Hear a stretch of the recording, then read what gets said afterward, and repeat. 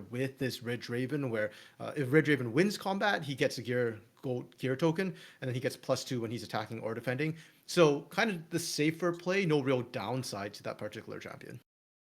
Yeah, exactly. I think the purple Yasuo had a few drawbacks. I think it was too low might. I think it was only a 4 might, which made it very susceptible to things. And also moving 3 is quite difficult. I think we're seeing Yeah. them adding new ways to score points in easier ways in many ways. I think with the things like the Renata just being able to recycle some runes.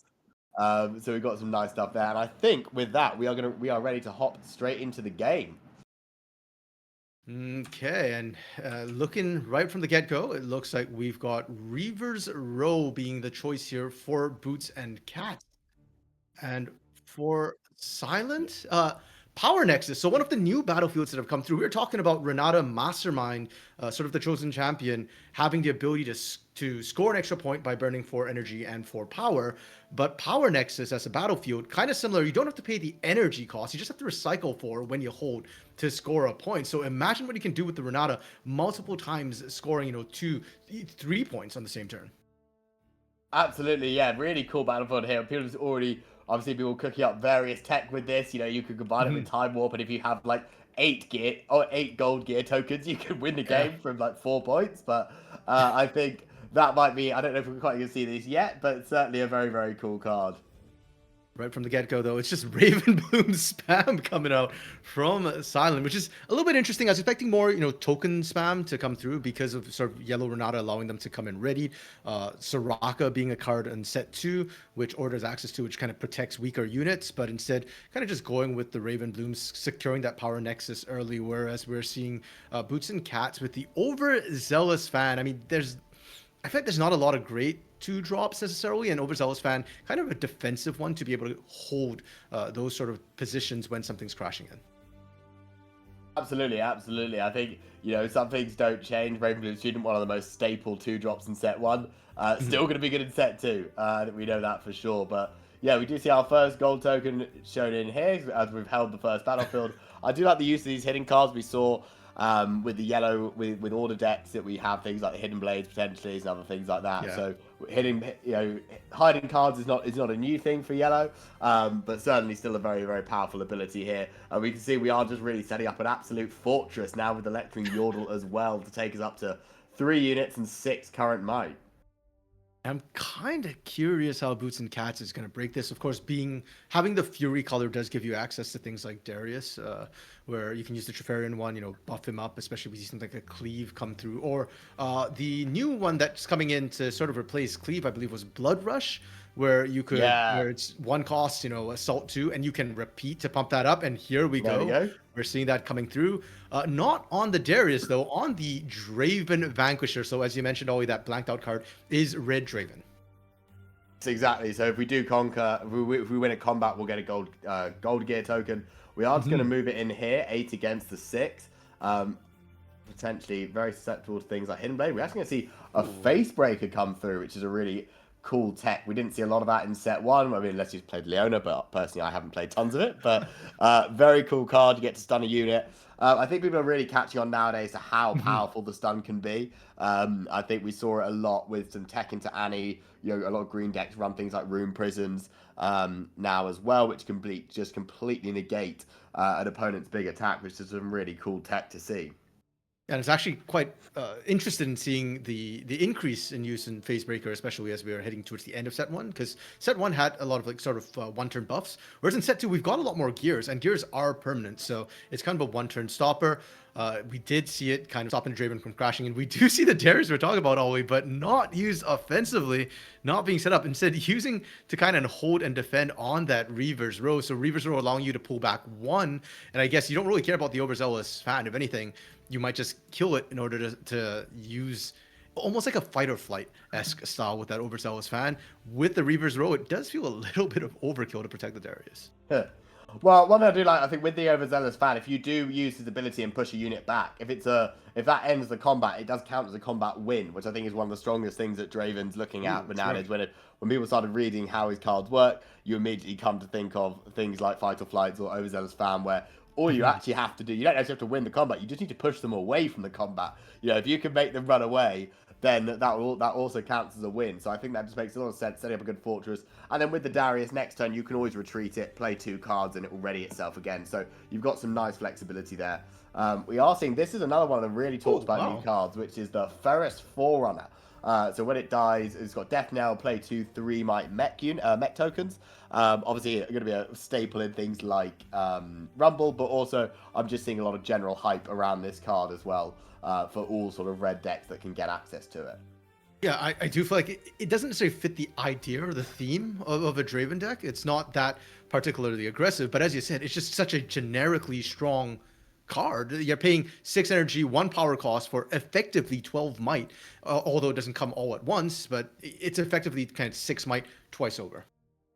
Exactly, but it's also across 3 bodies as well. So True. I think it's a really, really good card. I'm personally a big fan of it. We are seeing now the 3rd gold token coming out for Renata. We are starting to build up some scary numbers here, where we can start to make some plays. We could potentially see the Renata Glass come down from the champion zone and start and join the big hold of Power Nexus to start scoring.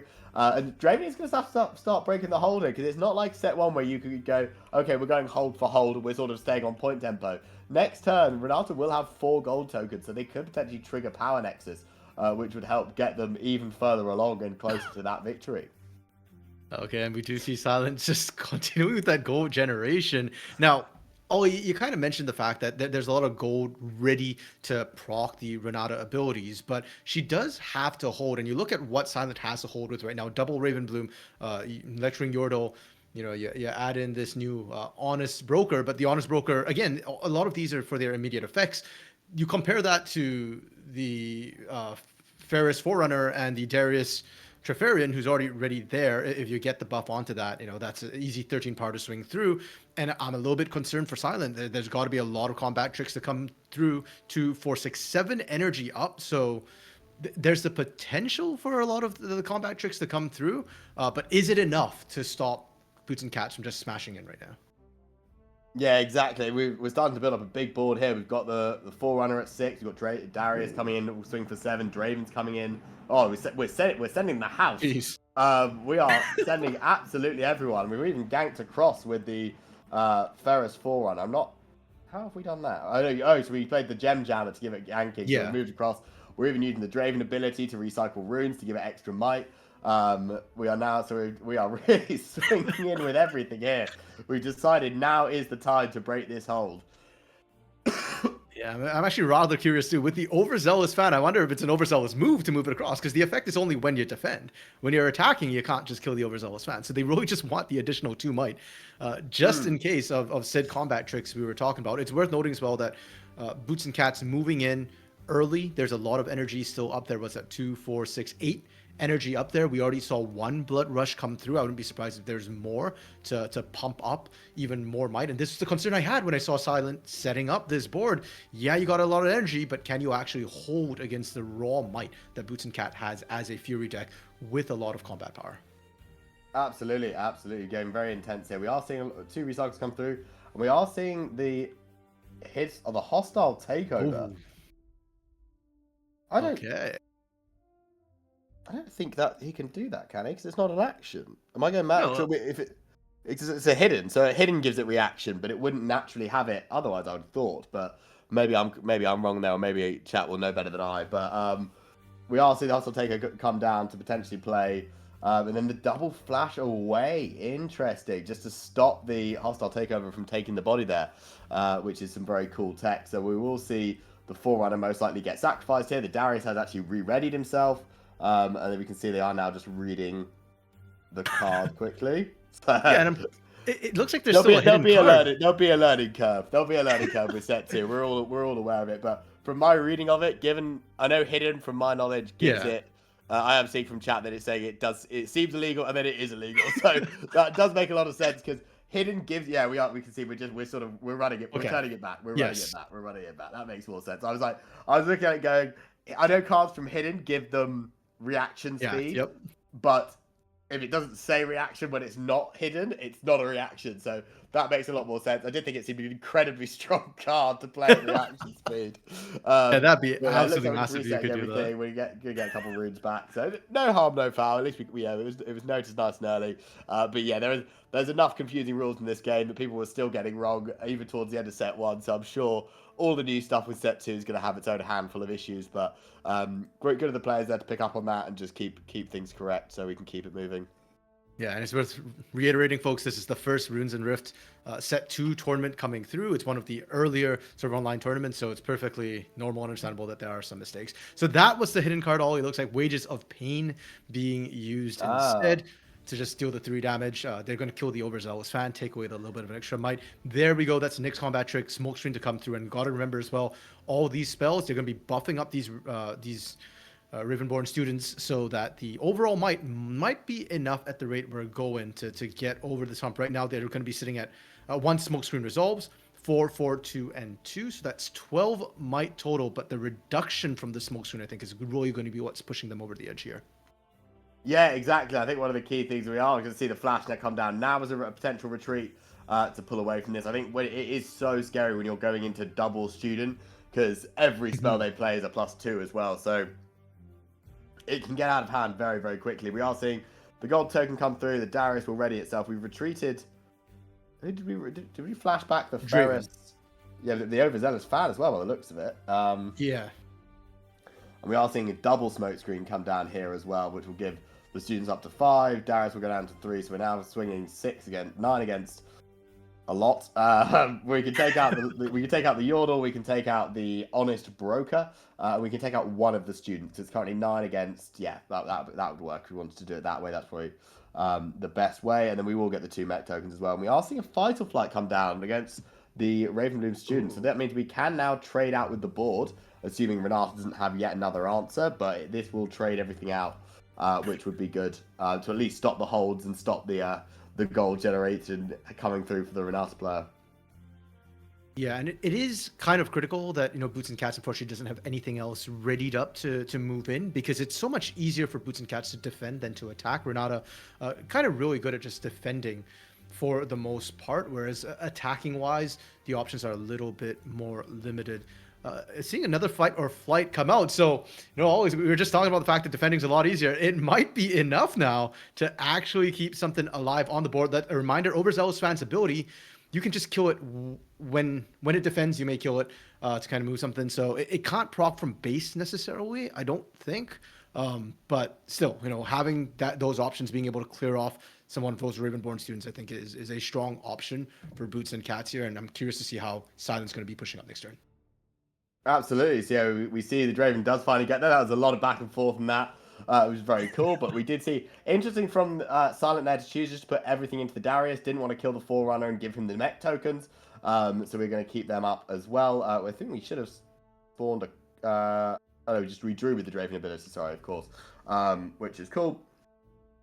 So yes, it'll be interesting. We are seeing the Renata player all the way up at is it 11? 10 or 11 runes. I think we're up at 11 at the moment. So certainly getting into sort of dangerous territory when it comes to the potential cards like the Time Warps coming through that we've seen a lot in set 1 and other things like that. Currently at 4 points, so our gold tokens will come in ready once we get 1 more point. So it looks like we're just trying to trade off with the Yordle to start with, and then I assume we'll go in and take and score with the student. Yeah, Boots and Cats only with sort of the 2 energy up. There are not a lot of defensive options to come through. I think he had to burn a lot last turn to make that forceful play. And now, okay, so let's do the math a little bit here. Because if Silent can hold, right, you mentioned potential Time Warp to come through. If you're holding one side, that's already 1 point. If we can get Renata up there, well, that would cost 5 energy. But, on that next turn, you could use her to score 1 more point. And then you've also got Power Nexus, unfortunately, is being held by Boots and Cats right now. So it feels like for Silent, it's 3 points in 1 turn. Is that what we're looking at here? I think so, because obviously, yeah, Renata has to hold this turn to ready herself for next turn. We are seeing a hidden card come through to try and protect her. Once this happens, we can then potentially score. So what we'd hold to 6, we can use Renata ability to go to 7. And then we could potentially even Time Warp on top. So there is potential. We could Time Warp first and then use the Renata ability to turn after, which would be cool to see. But let's see. Yeah, it's certainly an interesting one. this is going to be a big turn here for the Draven player to come in and try and break this hold to make sure there's no blue shenanigans coming out from Renata to close out this game 1. Okay, now Silent still with 3 energy up right now. That's enough shenanigans for 1 more smoke screen. We already saw 2 come through. I don't know how many they are running. And 4, as you mentioned, for Boots and Cats right now, it is a critical turn for them to be able to break in and swing this right now with the Ezreal. That's 3 Raven Bloom at 2. And Renata at 4. Not to mention, with the way Ezreal works as well, he does his damage up front before the fight starts. It's sort of an ability. He doesn't actually do combat damage. But Boots and Cats with the Fizz to bring a spell back from the trash. What's he looking for here? Taking back the flight, very clever. This Fizz card is also another one of the really hyped up cards that I'm seeing a lot about. It's just a really, really good card. There's a lot of cool stuff. I'm interested to see we send back the Ezreal that time instead. I thought there's potential there just to send back the Renata to stop them getting the hold with it. But interesting to see what we want to do here. We're going in with both. We are still going with this Overzealous fan again. You see we're recycling 1 rune for the Vanquisher to take it up to 6. And then combat will start. It's currently for the Rebuke comes through. We've seen a lot of Rebuke already today on stream between the Severe, the Irelia, and now this, and now Draven as well. Very, very popular card. We are going to see the Hidden Blade come through, which means we can see the Draven just floating above the trash. Yeah, something's obviously very bugged with this, unfortunately, this Vanquish Draven. We may have to try and see if we can sort that out for game 2, but we will now see that the Overzealous fan is now losing because we played the spell. So it's going to be interesting to see if there's anything we can do about this as well. Okay. Well, I guess we also did figure out why it was the Ezreal being kicked back, so that you could move the Overzealous man come up. But at the end of the day, like you said, I think this is kind of interesting. The signature spell of Draven is Spinning Axe, one of the few quick draw equipment, so you can play it at reaction speed, get it out immediately, and that +3 going to be more than enough for the Overzealous fan to come through. What a dream for a fan, no? To get your idol's signature spell attached to you. Absolutely. I feel like this is probably not what you typically want to be using Spinning Axe for. As a weapon with temporary, putting it on a 2-mark unit is pretty risky. But I do agree it'll be very cool for him to have that opportunity. I'm just thinking too, with the Renata deck, I don't know, at least off the top of my head, if there are any big units that are coming out for that deck. A lot of times what I've seen from there is sort of smaller might units with Soraka to try and keep things alive. So 5 might be enough to beat most things, but not enough to beat the Ferris Forerunner. Hostile Takeover. We saw it earlier, Ollie, not quite used correctly, but this time it is Silent's turn. It is the right way to use it. And the Ferris Forerunner going to be stolen over. Now, the Death Knell is interesting because if I recall correctly, Seventh Possession, when it dies, the Death Knell procs for the original owner, right? Since it procs in the trash. Is unfortunately beyond my level of judging capabilities. I'm sure someone in chat will hopefully fill us in on that. It does make sense. It does seem incredibly powerful. If you steal it for 1 turn, you could run it in and kill it, and then immediately get 2 tokens out of it. That does seem like it'd be pretty strong.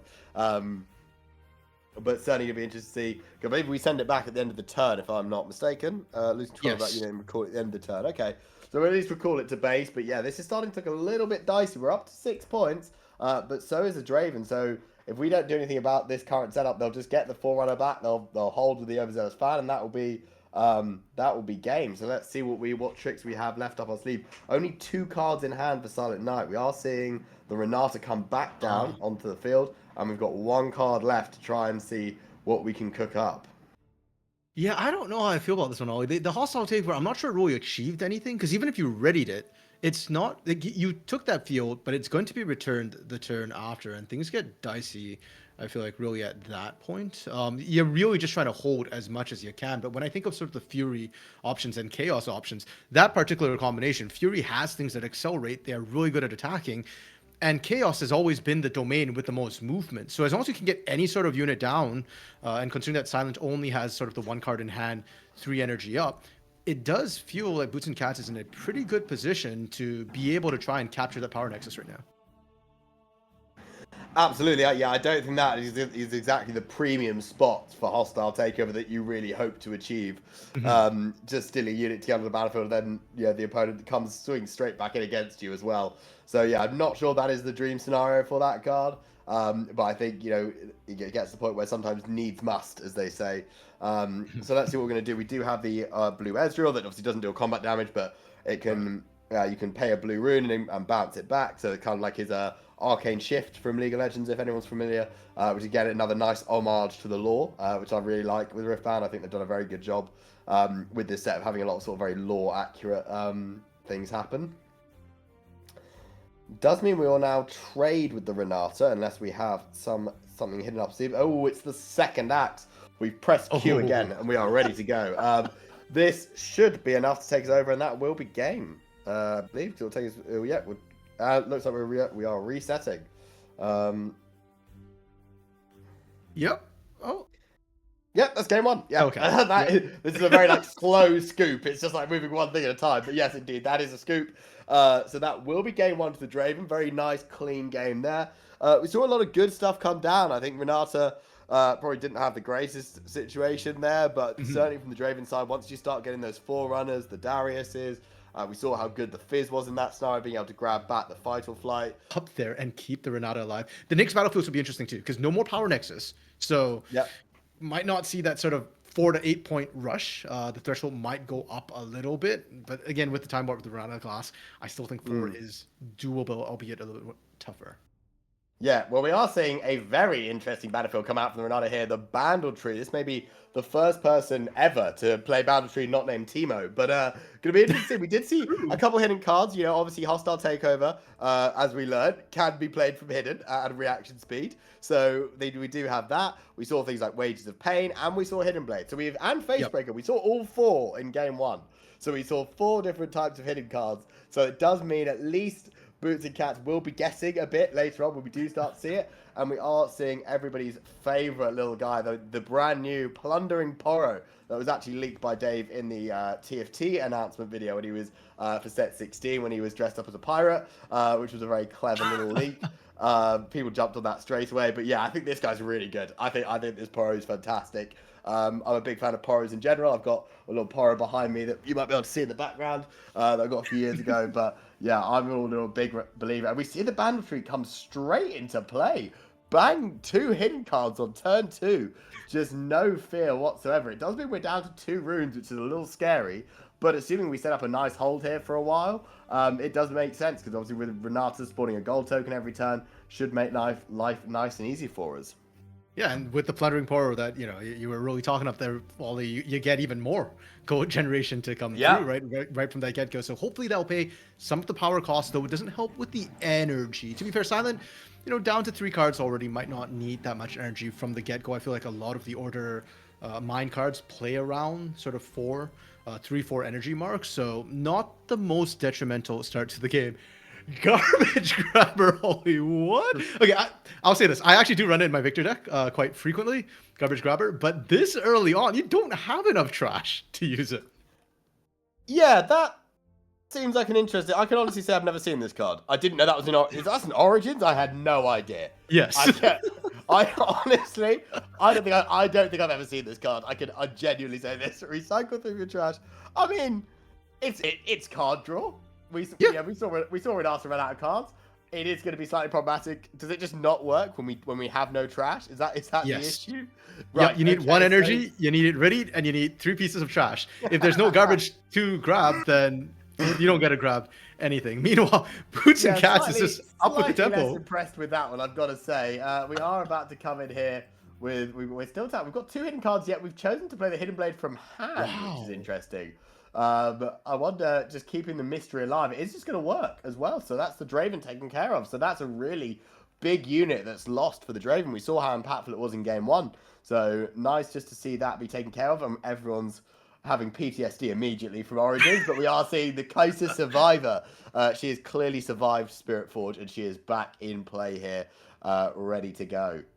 Yeah, still one of the few card draw options for Fury, even in set 2. But Ollie, that's a lot of potential card draw energy being created for Boots and Cats right now, if he can actually conquer with the Kaisa, with the Hidden Blade that early as well. It kind of feels bad for Order players when you're having to burn it that early, and you're giving your opponents even more options. The amount of points in the game as well is still fairly low. 3-2 Silent against Boots and Cats right now.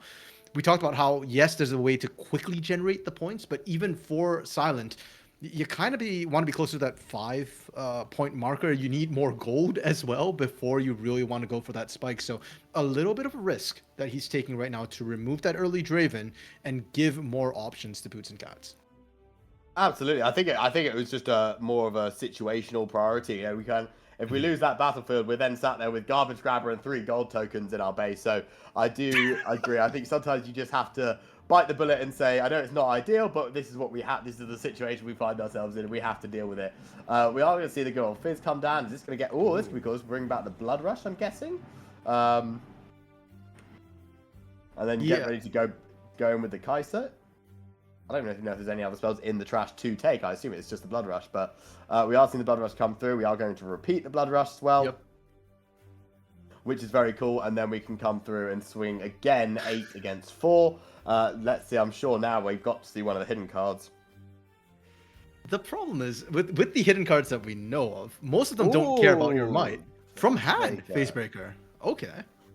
So we saw 4 hidden cards in game 1, and we've just seen 2 of them played from hand. So this is interesting. Maybe we just love the mystery. We're just keeping the mystery alive. We don't know what those hidden cards might be, but it's certainly something we're curious about. I do like this. Just go back in and retake Targon's Peak, get the 2 runes at the end of the turn. We still have 5 runes up, so you think there'll be something we're going to do. The good old overzealous fan has made his big return back. He doesn't miss a game. That's terrible. Hey, but I'm with it. I think that was wonderful. I love a bad pun. I enjoyed that far more than I should have, I think. But anyway, there we go. And now we're just going to see the spinning axes come down, not at reaction speed, just at regular speed, just to play there. And we're going to attach it to the Fizz. Interesting. Getting our little trickster a bit stronger. Very nice. And part of me just wonders if those 2 hidden cards might also be a mind game. Like we talked about earlier, most of the hidden cards that we've seen so far from Silent don't really care about might, right? So I don't know if buffing up the Blood Rush onto Kai'Sa was necessary, but you did want to try and burn some of it through. I also do think they got baited a little bit, because now Kai'Sa's survivor ability, she didn't get to conquer that turn. Instead, you had to move the sort of gem jammer back up instead, which, hey, it's good. It readies up some of your runes for you, but you don't get the further card draw, and then you're pushed back. And right now, we're getting to that dangerous point for Silent, where he's almost at the 5 points. He's doing a wonderful job holding. And most importantly to me, Garbage Grabber finally gets a proc. He finally gets to draw more cards. I suspect he's been out of units these last couple of turns, and so anything that's letting him draw more, generate more units, gives him a better chance. He just has to defend one more time. Oh, if he can get there, I think he's going to be feeling real comfortable next turn. We do see Yordle going up. There's still that 5 energy up and available, so Renata can still be put down defensively with 2 hidden cards on Bandle City next turn, or this turn to set up for next turn. Absolutely. I think I would have been very tempted, like you said there, with the Kai'Sa, just to take Targon's Peak last turn. You know, get the card draw, keep the tempo up. But this is a nice play as well, getting to use our second spinning axe just to take control. Let's see. I don't know if we'll have an answer here potentially from Silent. We're seeing 2 and a gold token. Is that going to be a smoke screen? It is indeed. So we fight back again, and we will take it here. Now I believe we should be able to just re-equip the quick draw to make sure that it doesn't die at the start of our next turn. Would be no. I mean, the gear doesn't die, and equip doesn't exhaust it either. So yeah, as long as you can pay, I would assume that you could just reattach that. That would be my guess as well. I would just assume. I think you definitely want to reattach it, because if you end your turn like this, you'll lose it next turn. So that would feel pretty bad. So I'm going to assume we're going to see it reattached. We forgot. Plus pointed out it's not it's not Boots and Cats' turn. So he threw it out as a quick draw. That's a very good point. Oh, that feels really bad. I probably wouldn't. I'm not sure that maybe it's just a little bit greedy, in my opinion. If I had to say, I feel like your Gem Jammer probably wasn't the most valuable unit in the world to try and keep alive there. I think you could be more happy to take that away, but we'll see. It's interesting. Yeah, and I do feel like this game from Boots and Cats has been defined by greed, right? Like we talked about how the Kai'Sa Survivor going up, that was a little bit of a greedy move. Like if it worked, great, but considering there's 2 hidden cards plus potential combat tricks, the odds of that Kai'Sa Survivor actually conquering on Bandle Tree was very, very low. And then now with this spinning axis coming through, Look, I appreciate that you're trying to get a bit of a surprise, and it could have worked. But on your opponent's turn, when they've got that much energy up, when we know there's a whole bunch of combat tricks, and even more importantly, we knew that, or we could very easily guess that Silent doesn't have that many units. You've got to assume he's got spells or reactions to come through on his own turn. So, Boots and Cats Yeah, getting hundred bounced or percent. kind of losing that. There's the 5 point for Silent right now. He's in a really good defensive position. And Bryn here, okay. I didn't see a lot of this in set one, but in set two, I wouldn't. I think it's a great answer, and specifically into this Renata deck, I'm going to assume that came in off the sideboard for Boots and Cats, but it's going to be very, very effective to allow him to actually push up all those hidden cards. Can't be used either. This could quite literally be a game-winning Bryn here, right here. Yeah. That is so impactful playing against hidden cards. I think Wow. he can't play these hidden cards. They're gone. This is what a swing this is. That's so cool. I think like you say, it will be some sideboard tech. Very, very cool. And he left 3 runes up as well, so I'm sure he had a trick in hand that he'd like to play, but we can just conquer both here, and we are sitting pretty as Draven. Renata's going to lose all board presence here. With only 3 cards in hand, it's going to be very difficult to get that presence back. And now we're seeing the bluffing from the early game with the hidden cards backfiring massively, potentially, for our Renata player. And it feels so bad for Silent, right? You're sitting there. If you're Silent, you're sitting there right now thinking, okay, what options do I have? None. You can't play anything. So you're just kind of sat there watching everything, your entire setup go to waste. And I mean, we could take a quick glimpse at Silent's hand. If I recall correctly, Silent doesn't even have very many cards left. So Yeah. they're going to take at least one more turn to set up 3 cards in hand. Okay. So there might still be some options, but I'm again assuming not a lot of units available. You're top decking units if you're Silent right now. You're praying for more card draw. The benefit is at least there will be stuff in your trash for you to garbage grab. So, speaking of card draw, you've got a bit more chance to draw stuff, but the setup is gone. Hostile Takeover is one of the hidden cards. Yikes. Absolutely, and you couldn't even react with it because there's no units at the battlefield when you played the Bryn here, so that just feels terrible. We get the conquer there, we get the conquer with the Kaiser, we draw a card. Just such a powerful position here as well. Now we're up to 5 points and the Renata has 0 board presence whatsoever in this situation. So yeah, this is starting to look pretty dire for our Renata player, unfortunately. Okay, now I'm thinking yellow, blue. If we are talking about sort of accelerates, usually you're kind of down to Sprite Mother and Thousand Tailed, at least in Origins. I know that there's things like Xinjiao who could potentially accelerate, but you don't have enough in your base to accelerate the Xinjiao. So yeah, for Silent, this might just be sort of a build-up turn, a setup turn, and you might just have to let Boots and Cats get up to that 7 point where things get really dicey. Because again, great at holding. I think we saw that from Silent this game. He was particularly good at setting up with all the hiddens to hold as much as possible, but attacking has been an issue we've seen this series so far from Renata. Absolutely, I think with the equipment that Draven can play, I mean, the spinning axes, it does make it very difficult to get over units. When you've got a 3 might unit defending for 6, it is hugely problematic. I've noticed that, especially watching some of my friends play games, or playing a couple games myself. When they get going with the gear, it just makes all the math so difficult, whether you're trying to attack into it, whether you're trying to use spells. It is really, really difficult. We only see just one single unit come down at the moment. Not exactly the most intimidating, but let's see if we've got any other answers. But yeah, this Draven situation, because all of his units are big. I mean, the lowest we've got is we've got the overzealous fans, but that's not really sort of a unit. It's more of a pseudo sort of fight or flight. But even like you've got 6 might Fizz, we've got 5 might Bryn here. We've got a lot of difficult numbers to get over. So let's see if we do potentially have any answers here for the Renata. And it's all the small units coming out from Silent right now. And yeah, when you're this deep in a hole, when you're trying to reset after your board got clear, you don't need an honest broker. You need a dishonest merchant, if anything. You need something to go your way. Oh dear, mushroom pouch coming in. That's how you know that you're really out of options at that point. Your hiddens just got cleared. You don't hold a single battlefield, and you're playing the mushroom pouch.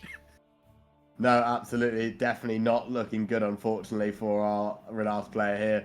We can't get out. We haven't been able to get the Renata out in play properly at all. We're going to see the Forerunner come down, so we're now defending for. It's going to be 14 or 12 technically with the overzealous fan. We just retreat the Kaiser set up for the win next turn. And just move the Bryn here. We're definitely trying to set up for one big combo play, but let's see if that opens the door potentially for any moves. I don't think the Renata's going to have a lot to say in terms of taking over that battlefield. We could potentially see something like move into Targon's Peak, play Time Warp, which could then set up into a combo. But with only 2 cards in hand, that is feeling pretty dicey. I mean, with the gold tokens we have, we do have the potential to go Time Warp, and win the game. But let's see if that's going to be a realistic possibility. Okay, the problem is I don't know, Ollie, if there's enough energy right now. Not to mention Renata's not actually on the board right now. Silent will be up to 11 next turns in terms of energy. So pulling everything back from Targon's Peak from Boots and Cats does feel a little bit risky. You can just walk a unit up there, you know, with the Plundering Poro, potentially Time Warp. But the question is, then what? If you Time Warp, you don't have enough energy to get the Renata up there, so she won't be able to ready herself and then actually pay and score the actual points. So it looks like unless they can break the Bandle tree, it's only going to be... I think it's... no, the out, I think, is quite literally just double Time Warp. Okay, true. At 11... Because we've got 4 gold tokens, we can double Time True. Warp. So right. I mean, we've got 3 cards in hand, so it's a pretty specific combo. But I do think that's currently our only out at the moment. Is to just double Time Warp and win the game. There's no way we're getting over unless we run something like power. Which there's just no way we're getting over the other battlefield. So this is certainly a little bit of a dicey situation to be in if we are as a Renata player here. I'm gonna guess, given we haven't seen it, we probably don't have. Oh, we are seeing more recycling. Let's hope. The garbage grabber, Ollie. I tell you, it does work sometimes. And right now, he's Silent's got 1 last chance. Oh, he didn't use it. He's got 11, so he can still do that and potentially Time Warp. Yeah, I don't know what else you're doing. Top deck Time Warp. Like, you just do that. I mean, even if you got Stupefy, no point wasting it. 5 being tapped right now. Oh. Even if you get Renata up, it's game. Like you've got to do something this turn. There is no next turn for Silent. Yeah, we do have the ability with the gold token. So with Renata's ability, it does, given we're within victory range, the gold also add an additional, they count as an additional 1 as well. So whether you can go 11, you can play 5, you'd have 6, you got 3 gold tokens. I think we were 1 short. If we had the 4th gold token, if the 4th gold token was ready, we could do Renata Time Warp. Right. But I think, unfortunately, we are just going to be literally one rune short. So right now, I believe that's 14 total energy that Silent has available to him. So, yeah, you need 15 Renata Time Warp would be 15. We are seeing 3 get tapped. 3 and 3 so far. Surely that must move on. It's looking like there might be a Time Warp here, because that's another 7 right there. So that's 7 and 3. That's Time Warp. Okay, that's 1. Okay. That's 1. Okay. It's not over yet. True. And he's still got 4 more energy he can use. Garbage Grabber, still on the table. You can get Time Warp back from that and recycle. He just passes right away. Didn't even go digging. I don't know how I feel about this one, Ollie. Yes, I feel like you've got, unless he literally has it now, you've got to try and dig every opportunity you've got. Please, if he plays another one here, please, this would be unbelievable. This would be so cool if he drops another Time Warp here. There is also potential for something like an unchecked power. That would be my other out. That does give you potential. It does reset the board. I'm not also saying it's a wonderful spot because you still pass it over with the Kaiser ready to come in, but you just don't know. You just don't know. And even with the Time Warp, it's a little bit scary into the Draven. As we've talked about, Fury has a lot of accelerate options or things that can get you up, and same with Chaos as well. You've got a lot of movement to come through with that Kaisa. It does get a little bit dicey. So yeah, I think, but unfortunately for Boots and Cats, I think right now you're just kind of sat there waiting to see what it is Silent's doing. You don't have a lot of agency left at this point. Garbage Grabber being used. It's worth noting as well that for Silent, he has 12 runes up. He kind of, I think, didn't need to use all 3 golds and he'd have an extra energy. Instead, he did choose to use it. Stupefy to go digging further right now, and that's still 11 potential energy up. Enough for another Time Warp, Ollie. Did he hit it? Does he even have a second Time Warp, actually? Well, we've drawn 2. I mean, I saw for this, there's 1 in the main deck, 1 on the side. So whether he brought the second one in, I don't know. But... oh, it looks like we are flipping the deck, and there it is at the bottom. I think we... Oh no, we had to banish the time warp, not recycle it. So that was the Oh, issue. right. Yes. Oh, yeah. Yeah, well spotted. That was good spot. So what are we gonna do here? I mean, I feel like if we had it, we would have played it. Otherwise, Yep. there's the scoop. Double Let's student go. smoke screen. It was a valiant effort. It was a very valiant effort. That would have been absolutely incredible if he'd pulled out a second time warp there. It was actually really, he was literally just one gold gear token away, because he could have played Renata to Targon's Peak. He could have time warped, held, and then used the Renata ability to win the game. So we almost saw it. It was close. But I do agree, this is definitely a deck I think that's going to take a lot of refinement. And then just, it's just going to be a tricky one to manage. But it's an interesting take on it, playing around a lot of hidden cards with the Bandle Tree and stuff. But it was just, if we lost control of the battlefield, it was very, very difficult to retake it. I think was probably the biggest issue we saw there. And also that Bryn here Thundersong was just absolutely brutal. Getting rid of both hidden cards, destroying so much of what the Renata had set up as their safe space within that Bandle Tree. And after that, it was always going to be an uphill battle to try and retake from there.